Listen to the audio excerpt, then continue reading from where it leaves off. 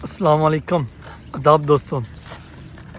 अज असी इस वक्त बागात के अंदर मौजूद हाँ तो बाग जिस टाइम फल कटाई हो जाती है, माल्टा की कटाई हो जाती है तो उस तो बाद बागा की क्या सूरत हाल होंगी है और कि चीज़ा जरूरत होंगे, कि स्प्रे जरूरत होंगे, कि उस अलावा खाद की जरूरत होंगी है, वो तुहानू सारिया चीज़ा दसांगे।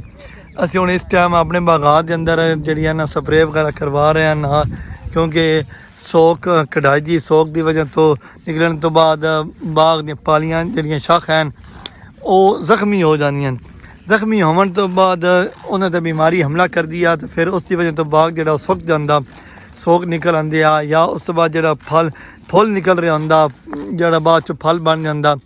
फुल जो टाइम बिल्कुल निकलता निक्की निक्की कली इन्होंने चीज़ों उत्ते निकलती आ तो ना मैं विखा रहा तो जिस टाइम उन्होंने तो कली निकलती है वो कली ही अगे जाके जी है वो अपना पूरी बढ़ोतरी करती है और फल बनता माल्टा। नाले सब तो पहले बाग जो फुटदा जिन्होंने फोट आकी दी आ वो नवियां कलियां निकलदियां न। और जिस तो हम तुम वेख रहे हो ना कि बिल्कुल मौसम बाहर आ गया, हुण निकल रही है ना, हुण तो तुहानू मेरी उंगली वाली जगह तो तुहानू विखा रहे सी बिल्कुल जड़ियां हुण नवें इत्थों जड़ियां ने कलियां ते पत्ते निकल रहे हैं। इन्हें जिस टाइम निकलना इन्हां दी ही निकलने तो बाद उत्ते फुल लग जाना। फुल उत्ते कई किस्म की बीमारियां कंकर अगे पिछे जड़ियां मच्छर और उसके अलावा एक वायरस और कई चीज़ां हमला कर दियां, जिसकी वजह तो जोड़ा है जोड़ा फुल होंदा वो डिग जाता और अपने उत्ते अगर बाग कमज़ोर होवा तो भी वो ज़्यादा जितना फुल कढ़दा वो फिर उसनू पाल नहीं सकता। वो वास्ते एक ज़ाहिर है स्प्रे है वो असी कर रहे हैं। उस बाद होर नाल है जड़ी रेशम है वो भी कर रहे हैं। उस बाद सोक वाला एक स्प्रे है टारगेट कंपनी का वो कर रहे हैं। ये असी सारिया चीज़ां तुम सिस्टम वेख रहे हो, ये बड़ी मेहनत तलब काम होंदा। हुण साडी मेहनत असी इस टाइम हुण शुरू करनी होंदी है कि जिस टाइम जाके नवंबर दिसंबर के एंड तक जाके ये मुकम्मल होंदा मरला, क्योंकि उस टाइम जाके फल पकदा। हुण अजें तक कोई चीज़ नहीं है। हुण असी खादां पा रहे हैं, हुण असी फास्फोरस तकरीबन 88% हर किले दे रहे हैं। फी पौधे ने 88% 100% हालांकि मुकम्मल करनी होंदी है। असी हुण इस टाइम 44% के इंपोर्टेड फास्फोरस दे हैं वो पा रहे हैं। नाल उसदे नाल असी टारगेट कलर पा रहे हैं। उस तो बाद पोटाश की नाल पा रहे हैं। ये सारिया चीज़ां जी खादां होंदियां ये बहुत ज़्यादा जरूरी हैं।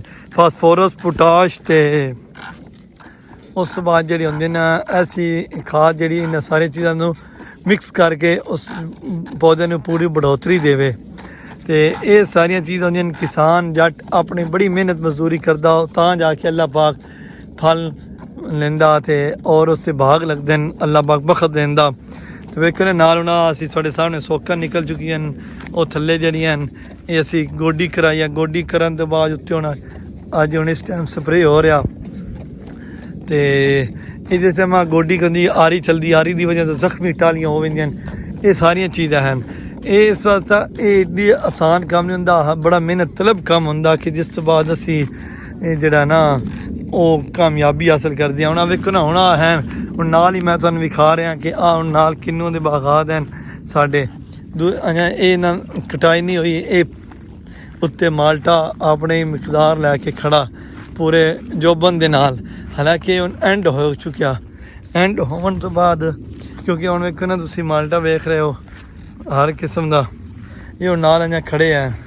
ये माल्टे जिस टाइम तक नहीं होने इन्हां दी बिल्कुल 2-3-4 दिनों तक कटाई हो जानी, माल्टे ख़त्म हो जाना, खुस के मंडी टुर जाना, फैक्ट्री टुर जाना। उस तो बाद जाके असी ये सोकां दे उत्ते लेबर ला देनी है, थल्ले सफाई करानी, अगे पिछे कुछ हुण असी सफाइयां कर रहे हैं नाल नाल तुसीं वेख रहे हो इस टाइम।